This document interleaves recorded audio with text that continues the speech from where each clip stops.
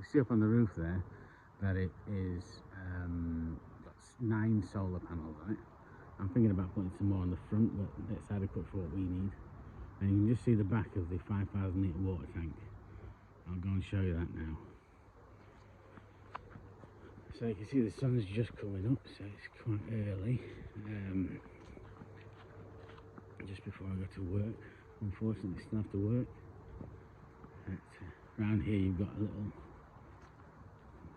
fairy garden, we call it. We've got the little bench set back in the bamboo. Here's the flowering cherry, one of my other bird boxes on. I love making them. The dangly things my wife is responsible for. Every now and again I'll knock my head on a dangly thing. My wife likes a dangly thing, but not in that way. And then we go to the pond. This pond has been here 20 years. Sorry, the house was empty for 20 years before we got it. And there was still fish in it. No one was feeding them. They're still there, but I believe it's ground fed, even though there's the membrane in there. It's definitely ground fed.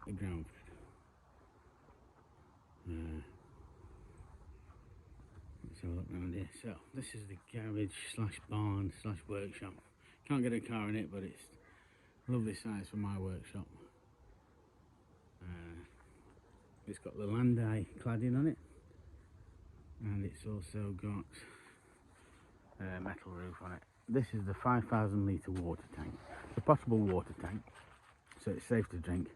It's got the first flush system, so it's got a filter, and gauze. It's obviously got gauze all the way around the guttering. The whole house comes down to this point, so the front, the back and the sides, apart from the veranda which goes to the water butts, I'll show you in a minute, come to this point where you've got the filter, the gauze filter there that goes into the first flush, which gets all the shit off the roof, and then it goes into the tank.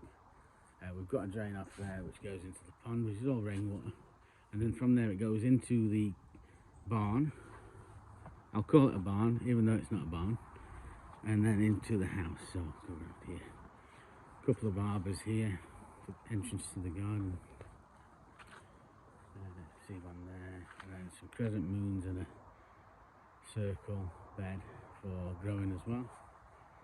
You've got the veranda roof which has been added, all stripped branch construction and some reclaimed wood. Fairy lights all the way along. Barrel for water butt, which I've made into a water butt. You see the tap there, so that collects the water for the garden as well. Got an old mangle there, the veranda, and then the barn doors there. They're both open with the landai roof. There's GRP roofing, so it's solid. I think we've got some.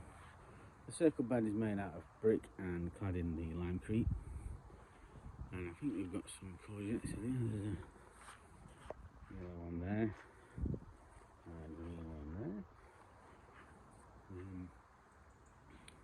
Plenty of herbs and gooseberries and stuff in there. Another seating area.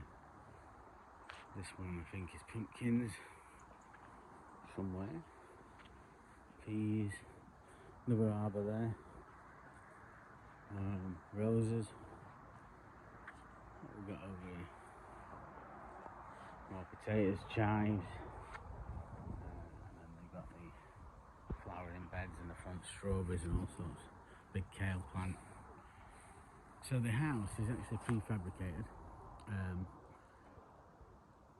then we have clad that with larch, which is woodworm resistant, rot resistant. And it's all been treated as well. It's got new faces on, which is larch as well. The roof tiles have all been checked. I've been up there myself. I broke a few while I was going up there, but I've replaced any roof tiles that needed changing. You can see the veranda here. Got 2 lounges when it's sunny. The shelves are also larch, just the window ledges with branches. Do you see branch? I like using a branch. There's branches everywhere. Let's go on to the veranda now. Huge bay tree there. There we are. So here's the veranda from the other side. That window was, I think it was free. No, it wasn't. I don't know. Anyway, that it sets it off nicely in the blue door. Little rocker there, and we sit on here in the summer when it's too hot. All the windows are fairly new, about 3 years old, apart from the little